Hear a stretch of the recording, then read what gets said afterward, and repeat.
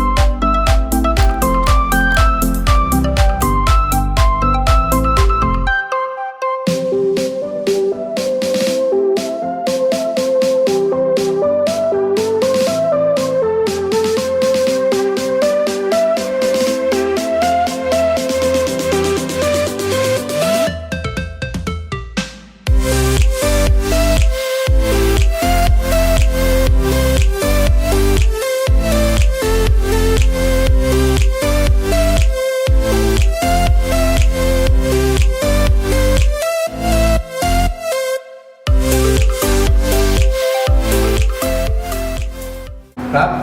ฝากกดไลค์เพื่อเป็นกำลังใจให้กับทาง AEC Hybrid Plus ด้วยแล้วก็อย่าลืมนะครับกด Subscribe หรือกดสั่นกระดิ่งไว้เพื่อที่จะไม่พลาดข้อมูลที่มีประโยชน์จาก AEC Hybrid Plus